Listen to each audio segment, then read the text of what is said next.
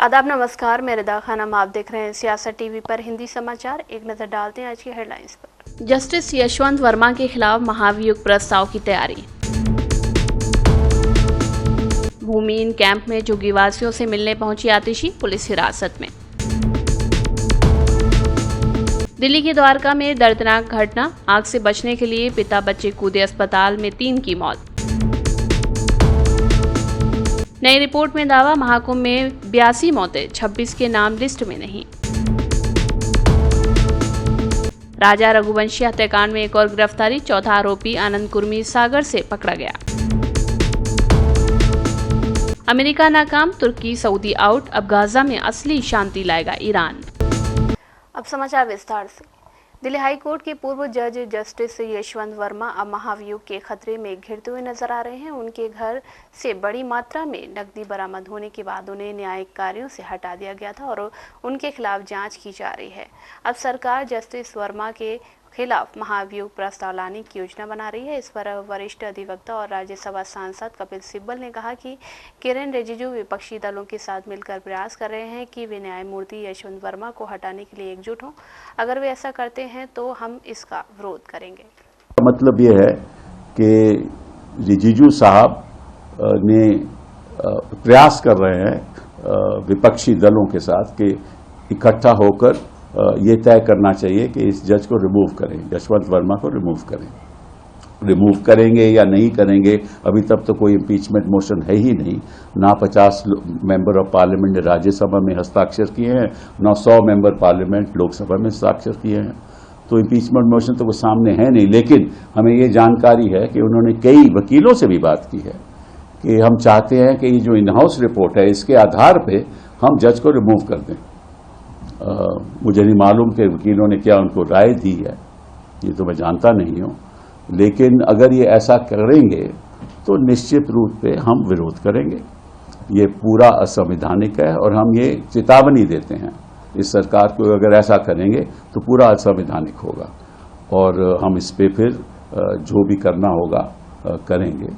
क्योंकि हम सोचते हैं कि ऐसे अगर प्रेसिडेंट बन जाएं तो निश्चित रूप से जुडिशियल इंडिपेंडेंस को भी बड़ा भारी खतरा है। क्योंकि कोई भी इन हाउस रिपोर्ट हो जाए और उसके बाद विदाउट अ जजेस इंक्वायरी एक्ट उसको इम्पीच किया जाए, तो ये मैं समझता हूं कि एक इनडायरेक्ट वे है ऑफ कंट्रोलिंग द जुडिशरी। तो ये भारी जुडिशियल इंडिपेंडेंस के लिए बड़ी खतरनाक बात है। It's very dangerous to bypass the जजेस inquiry act and start removing judges on the basis of some findings through an in-house procedure, which may be valid, may not be valid. That I don't know. But if such a procedure is followed, it will be extremely dangerous for upholding the independence of the judiciary, because it will be an indirect way of subverting the law and removing a judge on the basis of some in-house inquiry. So these are very, very serious issues which I wanted to, through you, convey to the people of this country.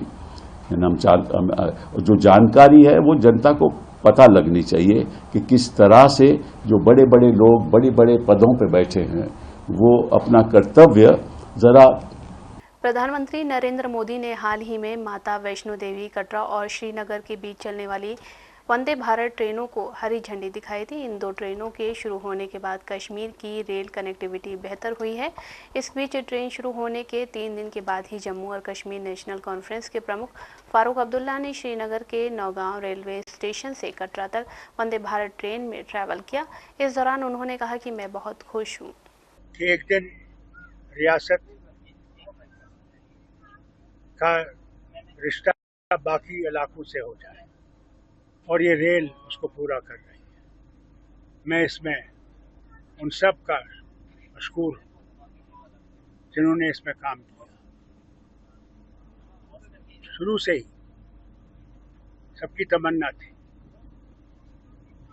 मुझे याद है मनमोहन सिंह जी ने इसमें योगदान दिया।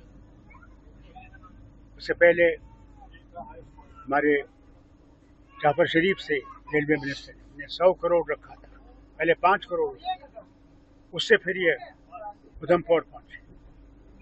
उसके बाद ये कारवान चलता गया मनमोहन सिंह जी ने इसको आगे चलाया। वाजपेयी जी ने, उनका ये ख्वाब था कि वो रेल में कश्मीर आए, नहीं हो सका। और उसके बाद मोदी जी ने इसको पूरा किया और मैं उनका मशहूर हूँ जिन इंजीनियर्स ने हमारे ये पुल बनाए हैं, जो दुनिया के सबसे ऊंचा पुल है, आज तक कोई इतनी ऊंचाई पर नहीं है। उनका मशहूर हूँ जिन्होंने इसको बनाने में मेहनत की और ये पुल तैयार हुए, जिससे कि हम आज न सिर्फ कटरा और जैसे आपने सही कहा कन्याकुमारी तक, मुंबई तक, कलकत्ता और आसाम तक रेल से जा सकते हैं। इसका फायदा ये भी है कि सयाह आसानी से आ सकें, टूरिस्ट आ सकें और हमारा जम्मू कश्मीर के जो लोग हैं वो जा सकते हैं। रेल ही थी जो कभी बंद नहीं होती, बर्फ पड़े या कुछ हो, जहाज तो बंद हो जाता है, हमारी सड़क बंद हो जाती है, मगर ये रेल एक चीज़ है जो उसको 24 घंटा खुला रखे। हमारे मरीज हैं जिनको दिल्ली, चंडीगढ़, बम्बई, चेन्नई जाना पड़ता है, वह जब आसानी से इस रेल से जा सकते हैं और उनका खर्चा कम होगा। मैं ये भी कहूँ आपसे, आज इसमें सफ़र करते हुए मुझे खुशी हुई, जो खाना इसमें देते हैं, कि सफाई से वो खाना है, कितना लजीज है कि मैं बयान नहीं कर सकता। मैं केटरिंग के डिपार्टमेंट को मुबारक करता हूँ कि जिन्होंने इतना अच्छा खाना लोग को दिया यहाँ, और उम्मीद करता हूँ इसको इसी तरह से रखेंगे और ये रेल इसी तरह से साफ शफाफ। कालकाजी के भूमिहीन कैंप में डीडीए की बुलडोजर कार्रवाई से पहले आज नेता प्रतिपक्ष आतिशी झुग्गीवासियों से मिलने पहुंची। उन्होंने स्थानीय लोगों से मुलाकात की। आतिशी ने स्थानीय लोगों के साथ नारेबाजी की और डीडीए की कार्रवाई का विरोध किया। उन्होंने कहा कि भाजपा झुग्गी वालों से झूठा वादा करती है, उनका वादा इरादा झुग्गी तोड़ना है। भाजपा झुग्गी वालों को सड़क पर लाना चाहती है। इसके बाद पुलिस ने आतिशी को हिरासत में लिया और उन्हें पुलिस वैन में बैठाकर ले जाया गया। ये झुग्गियां तोड़ने वाली है और आज मुझे जेल में लेके जा रही है, क्योंकि मैं इन झुग्गी वालों की आवाज उठा रही हूँ। भारतीय जनता पार्टी, रेखा गुप्ता जी, झुग्गी वालों की हाय लगेगी आपको, हाय लगेगी झुग्गी वालों को, गरीबों की हाय लगेगी, झुग्गी वालों की हाय लगेगी। भारतीय जनता पार्टी कभी वापस नहीं आएगी, इन गरीबों की हाय लगेगी। दिल्ली के द्वारका सेक्टर में आज दिन में बहुमंजिला इमारत में भीषण आग लग गई। ये आग इमारत के 7वें फ्लोर पर लगी, लेकिन आग लगने की वजह से पिता अपने 2 बच्चों समेत घर से नीचे कूद गए, जिससे तीनों की इलाज के दौरान मौत हो गई। हालांकि हादसे में उनकी पत्नी और एक बेटा सुरक्षित बच गए हैं। 7वें फ्लोर पर आग लगने की वजह से 2 बच्चे खुद को बचाने के लिए बैल्कनी से नीचे कूद गए। उन्हें आनन फानन में आकाश अस्पताल पहुंचाया गया, लेकिन उन्हें मृत घोषित कर दिया गया। बाद में उनके पिता यश यादव भी खुद को बचाने के लिए बैल्कनी से नीचे कूद गए। उन्हें तत्काल IGI अस्पताल में ले जाया गया, लेकिन उन्हें भी मृत घोषित कर दिया गया। यश यादव फ्लेक्स बोर्ड के व्यवसाय से जुड़े थे। हालांकि यश की पत्नी और बड़ा बेटा आग से बच गए और उनका इलाज चल रहा है। उन्हें चिकित्सा सहायता के लिए IGI अस्पताल भेजा गया है। परिवार की सहायता के लिए आकाश और IGI अस्पताल दोनों ने टीमें तैनात की हैं। आग लगने की वजह से सोसाइटी को खाली करा लिया गया है। सभी निवासियों को वहां से बाहर भेज दिया गया है। साथ ही सोसाइटी की बिजली और PNG गैस कनेक्शन जैसी सभी सुविधाएं बंद कर दी गई हैं। राजधानी दिल्ली के द्वारका जिले में सुबह 10 बजे के करीब एक इमारत में आग लग गई। दिल्ली फायर सर्विसेज ने बताया कि ये आग द्वारका के सेक्टर 13 स्थित सवद अपार्टमेंट की 7वीं मंजिल पर स्थित एक फ्लैट में लगी। मौके पर 8 दमकल की गाड़ियां पहुंच गई हैं। 2 में से 3 लोगों के फंसे होने की आशंका है। आग बुझाने का काम जारी है। केंद्र में भारतीय जनता पार्टी नीति राष्ट्रीय जनतांत्रिक गठबंधन की सरकार 11 साल पूरे होने पर यूपी की राजधानी लखनऊ में मुख्यमंत्री योगी आदित्यनाथ ने प्रेस वार्ता की। सीएम ने कहा कि बीते 11 सालों में कई ऐतिहासिक काम हुए हैं। सीएम ने कहा कि वैश्विक मंच पर देश की छवि मजबूत हुई है। एक भारत श्रेष्ठ भारत की परिकल्पना साकार हुई। इन 11 सालों में प्रधानमंत्री मोदी ने वैश्विक स्तर पर भारत के विश्वास को सुदृढ़ करते हुए भारत को न केवल वैश्विक पहचान दी है, बल्कि स्वयं को खपाकर 140 करोड़ भारतीयों को एक विश्वास का प्रतीक बनाया है। याद करिए, 2014 के पहले का भारत अस्थिर अर्थव्यवस्था थी, लोगों को विश्वास नहीं था क्या होगा भारत में। 1947 से लेकर के 2014 तक भारत दुनिया की केवल 11वीं अर्थव्यवस्था बन गया था और वह अर्थव्यवस्था भी अस्थिर थी। पिछले 11 वर्ष में भारत दुनिया की चौथी बड़ी अर्थव्यवस्था बना है, यानी भारत से ऊपर। अब भारत ने अपनी आजादी के अमृत महोत्सव वर्ष में, जब ये देश अपनी आजादी के 75 वर्ष पूरा कर रहा था, तब प्रधानमंत्री मोदी जी के नेतृत्व में भारत ने उस ब्रिटेन को अर्थव्यवस्था के मोर्चे पर पछाड़ा था, जिस ब्रिटेन ने भारत पर लगभग 200 वर्षों तक शासन किया था। और जब प्रधानमंत्री मोदी जी के प्रधानमंत्री के रूप में कार्यकाल के सफलतम 11 वर्ष पूरे हो रहे हैं, तब जापान की अर्थव्यवस्था को पछाड़ करके भारत दुनिया की चौथी बड़ी अर्थव्यवस्था हो रहा है। भारत की अर्थव्यवस्था दुनिया की अकेली अर्थव्यवस्था है जो एक दशक में दुगनी हुई है। भारत दुनिया का पहला देश है जिसने अपनी पर कैपिटा इनकम यानी प्रति व्यक्ति आय दोगुने से अधिक की है पिछले 10 वर्ष के अंदर। 2013-14 में भारत की प्रति व्यक्ति आय यह केवल 79,000 रुपये थी, 79,000 थी, और आज यह बढ़कर के लगभग 2.5 लाख हुई है। आप अनुमान कर दीजिए, इसके दायरे को अगर आप देखेंगे तो यह आपको चौंकाने वाले आंकड़े हम सबको प्रस्तुत करते हैं। कांग्रेस के अध्यक्ष अजय राय ने कहा कि भाजपा 2047 की बात करती है, लेकिन भाजपा को आज की बात करनी चाहिए। आए लोगों के पास रोजगार नहीं है और सभी व्यापार बंद हो गए। अयोध्या में भी गुजरात की कंपनी काम कर रही है, वहां प्रसाद में भी घोटाला हुआ है, वहां प्रसाद भी गुजरात से आ रहा है। 2047 की बात करते हैं, हमारे नेता आदरणीय राहुल जी कहा ना उन्होंने कि 47 आज की बात करिए ना। आज देश में कहां क्या स्थिति बन चुकी है, लोगों के पास आज रोजगार नहीं है, काम नहीं है, कोई लोगों के पास व्यापार नहीं है, सब व्यापार बंद हो गए। बनारस में उठाकर देख लीजिए, आज पूरे के पूरे नाविक समाज बेरोजगार हो गया। क्रूज यहां ला के गुजराती कंपनियों को लाके दे दिया और सारा काम गुजरात का आदमी करेगा। ये 11 सालों में यही हुआ कि मोदी जी ने अपने गुजरात के व्यापारियों को खूब पैसे कमवाए। हमारा बनारस, हमारा उत्तर प्रदेश और हमारा ये पूरा क्षेत्र, आप ये भी कुंभ में कौन काम किया? जो कुंभ में इतना बड़ा मेला लगा था, सारा काम गुजरात के लोगों ने पूरा ठेका किया। बाबा विश्वनाथ के दरबार में किसने काम किया? अहमदाबाद की कंपनी ने काम किया। अभी आप देख सकते हैं अयोध्या में, वहां पर कौन काम कर रहा है? गुजरात की कंपनी कर रही है। अभी तो वहां प्रसाद में भी स्कैम हो गया, घोटाला हो गया। वहां प्रसाद कहां से आ रहा है? वो भी गुजरात से आ रहा है। अब वहां के क्या यहां हमारे लोगों को काम नहीं मिलेगा? यहां बनारस के लोगों ने वोट नहीं दिया, बनारस के लोगों ने वोट दिया, तो इनको भी काम दीजिए। ये बेचारे केवल सुपरवाइजर बनेंगे, ये बेचारे केवल कर्मचारी बनेंगे, सारा माल गुजरात जा रहा है। ये जनता बहुत ही सूक्ष्म दृष्टि से देख रही है कि एक पूरा का पूरा 11 सालों में मोदी जी ने अपने जो गुजराती भाई थे उनको खूब पैसा कमाया और गुजरात को केम छू मजामा करा दिया।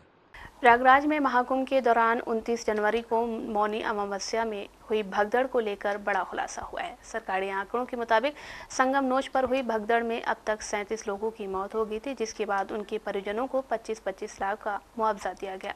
हालांकि अब एक नई रिपोर्ट में दावा किया गया है जिसके मुताबिक उस दिन कम से कम 82 लोगों की मौत हुई थी। इनमें से 26 परिवार ऐसे मिले जिन्होंने भगदड़ में अपनों को खोया, लेकिन उनके नाम मृतकों की सूची में शामिल नहीं किए गए।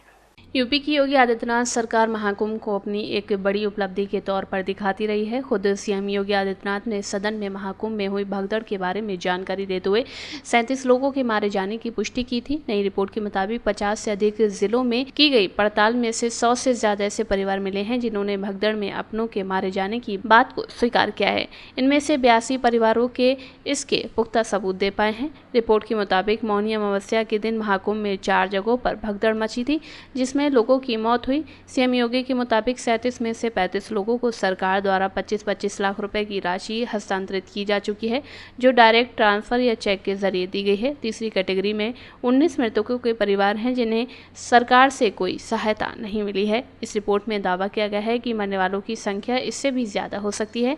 जिन 82 लोगों की भगदड़ में मौत होने का दावा किया गया है, उन सभी के भगदड़ में मौत होने के पुख्ता सबूत और चश्मदीद गवाह भी मौजूद हैं। बिहार के पटना जिले के बिक्रम थाना क्षेत्र अंतर्गत मंझौली सिंघाड़ा रोड स्थित गुरेला स्थान के पास 2 युवकों के शव मिलने से इलाके में हड़कंप मच गया। सूचना मिलते ही डायल 112 की पुलिस टीम मौके पर पहुंची और जांच में जुट गई। पुलिस को घटनास्थल से एक अपाचे मोटरसाइकिल और 12 गोलियों के खोखे बरामद हुए हैं। बिक्रम थाना में सुबह में आज खबर मिली, यहाँ पे एक सड़क के किनारे 2 बॉडी होने की। इस पर तत्काल थानाध्यक्ष द्वारा यहाँ पर आकर कार्रवाई की गई। गोली मारकर 2 लोगों की हत्या की गई है। वहाँ से घटनास्थल से उनकी मोटरसाइकिल, कुछ कपड़े और खोखा बरामद हुए हैं। इसमें परिजनों के द्वारा अभी प्राथमिकी दर्ज करवाई जा रही है। जो अभी तक सूचना प्राप्त हुई हम लोग को अनुसंधान में, एक मृतक जो है सोनू, उनका 2023 में एक मर्डर केस में एक्यूज है। यहाँ चौकीदार की हत्या हो गई थी, उस केस में एक्यूज है। तो उस एंगल से हम लोग जांच कर रहे हैं कि उससे कहीं कोई लिंक ना हो। और दूसरे मृतक हैं रोशन, तो उनके बारे में भी पता कर रहे हैं हम लोग। अभी अनुसंधान जारी है। शेष जो जब भी गिरफ्तारी होगी, उद्भेदन होगा, तो आप लोगों को सूचित कर दिया जाएगा। इंदौर निवासी राजा रघुवंशी के हत्या के मामले में पुलिस को एक और बड़ी सफलता मिली है। इस हाई प्रोफाइल केस से जुड़े चौथे आरोपी आनंद कुर्मी को मध्य प्रदेश के सागर जिले के बसरारी गांव से हिरासत में ले लिया गया है। एक पुलिस अधिकारी ने बताया कि आनंद की लोकेशन ट्रेस होते ही उसे पकड़ लिया गया। इससे पहले कि इंदौर और उसके आसपास के इलाकों में राज कुशवाहा, विशाल चौहान और आकाश राजपूत नाम के 3 आरोपियों को हिरासत में लिया जा चुका है। लाया गया है और अब क्या रूपरेखा रहेगी? चौथा आरोपी इसमें आनंद है, जो कि मेघालय, जो कि शिलोंग पुलिस है, वो उसको लेकर आई है और अभी इसको बीना के पास से उसको हिरासत में लिया गया था और उसको गिरफ्तार कर लिया गया है। एविडेंस से जाने पर उसको गिरफ्तार किया गया है और उसको अब मेडिकल कराया जाकर माननीय न्यायालय के समक्ष पेश किया जा रहा है। और मेडिकल कराने के बाद इसको माननीय न्यायालय के समक्ष पेश कराया जाकर जितने दिन का ट्रांजिट रिमांड मिलता है, उसके आधार पर शिलोंग पुलिस यहाँ से फिर 4 आरोपियों को लेकर रवाना होगी और फिर उसके बाद शिलोंग में जाके उनकी इन्वेस्टिगेशन होगी। आनंद कुर्मी जो लाया गया, कहाँ का निवासी? ये यहीं का, इंदौर का ही रहने वाला है और ये सब आपस में एक दूसरे को जानते हैं। ये राज के ये तीनों फ्रेंड हैं और ये तीनों लगातार, और एक जिसमें कि राज जो है वो अकाउंटेंट का काम करता है और दूसरा जो विशाल है वो ये इनके यहीं काम करता था, जो हाँ ये उनके यहाँ काम करता है। जो विशाल चौहान है, विशाल चौहान एक्चुअली विशाल चौहान का बीकॉम की स्टडी कर रहा है आरबी महेश्वरी जो कॉलेज है, उसमें सेकेंड ईयर का छात्र है। इसके अलावा जो तीसरा आकाश है वो बेरोजगार है और चौथा जो आनंद है जिसको लेकर आए, वो भी स्टडी कर रहा है, लगभग फर्स्ट ईयर में है। तो कुल मिलाकर इनका कोई भी क्रिमिनल रिकॉर्ड नहीं है, पृष्ठभूमि कोई आपराधिक इनकी नहीं है। अभी जहाँ भी जो सर्च कराया गया है, किसी प्रकार का कोई भी क्रिमिनल रिकॉर्ड इनका नहीं मिला है। इनकी एज क्या है? लगभग अगर आप देखेंगे तो चारों जो आरोपी हैं वो लगभग 20 से लेकर 25 वर्ष के अंदर के ही आरोपी है। 20 से 25 वर्ष के चारों आरोपी है, लगभग 22, 23, 24, 25 इस तरह के। शिलोंग कौन गया था मर्डर करने और कितनी तारीख को? अभी इस तरह की बात शिलोंग टीम के द्वारा नहीं बताई गई है। ऐसी स्थिति में चूंकि वो इन्वेस्टिगेशन का पार्ट है और वो इन्वेस्टिगेशन का पार्ट शिलोंग पुलिस के द्वारा ही इसमें जो भी फैक्ट्स आए होंगे उसके आधार पर वो बता पाएंगे। क्राइम ब्रांच ने पूछताछ करी? क्राइम ब्रांच ने अभी पूछताछ सिर्फ इनको हिरासत में लिया गया था, बाकी सारी पूछताछ इंटरोगेशन शिलोंग पुलिस के द्वारा की गई है। ये इनसे कुछ बरामदगी हुई है इंदौर में? अभी किसी प्रकार की कोई बरामदगी इसमें नहीं हुई है। अभी ट्रांजिट रिमांड लिया जाकर इनको वहाँ शिलोंग ले जाया जाएगा, वहाँ पर उनको न्यायालय में, माननीय न्यायालय में पेश किया जाकर पुलिस रिमांड लिया जाकर फिर जो भी अगर स्थिति बनेगी, हो सकता है कि उसके बाद अगर शिलोंग पुलिस को लगता है तो वो हमारे लगातार कोऑर्डिनेशन में हम लगातार हैं। अगर किसी भी तरह का सहयोग चाहिए होगा, हम 100% सहयोग करेंगे। राज कुशवाहा शिलोंग गया था या नहीं था घटना? अभी इस तरह की कोई जानकारी सामने नहीं आई। हमास और गाजा में शांति डील को लेकर अब नया अपडेट सामने आया है। इसके मुताबिक अब हमास की तरफ से ईरान ने मोर्चा संभाल लिया है। ईरान अब शांति पर सीधे इजराइल से बात करेगा। अमेरिकी राष्ट्रपति डोनाल्ड ट्रंप ने पत्रकारों को ये बात बताई। ट्रंप ने कहा कि जल्द ही युद्ध विराम पर बात बन जाएगी। डोनाल्ड ट्रंप ने पत्रकारों से कहा कि हमारी कोशिश दोनों पक्षों के बीच शांति लाने की है। हम प्रयास कर रहे हैं और जल्द ही इसका रिजल्ट आप देख सकेंगे। अब तक अमेरिका, सऊदी अरब, कतर और तुर्की जैसे बिचौलिए के जरिए शांति स्थापित करने में जुटा हुआ था, लेकिन उसे कामयाबी नहीं मिल पा रही थी। लेकिन पिछले दिनों ट्रंप के शांति दूत विटकॉफ ने जल्द ही समझौता हो जाने का दावा किया था, लेकिन ना तो हमास ने और ना ही इजराइल ने प्रस्ताव का सीधा समर्थन किया। आखिर में ट्रंप को इस पर बैकफुट पर जाना पड़ गया। अब ट्रंप की टीम ने सीधे तौर पर ईरान से संपर्क साधा है। कहा जाता है कि हमास को शक्ति देने में ईरान का ही हाथ है। ईरान चाहेगा तो हमास तुरंत युद्ध रोक सकता है। यही वजह है कि अमेरिका ने सीधे ईरान से संपर्क किया है। इस कवायद में सबसे बड़ा झटका तुर्की और सऊदी अरब जैसे देशों को लगा है। टर्की और सऊदी की कोशिश दोनों में शांति स्थापित कर मध्य पूर्व में बड़ा बिचौलिया बनने की थी, लेकिन अब ईरान ने दोनों के अरमानों पर पानी फेर दिया। गाजा में ईरान और इजराइल के बीच अगर सीधे तौर पर डील होता है तो ईरान फिर से बड़ी भूमिका में आ जाएगा। गाजा पर आगे के कंस्ट्रक्शन में भी ईरान की बड़ी भूमिका होगी। इतना ही नहीं, नई सरकार गाजा में किस तरह की होगी उसे भी ईरान ही तय करेगा। हिंदी समाचार बस यही समाप्त होता है। मुझे दें इजाजत। आप बने रहें सियासत टीवी के साथ।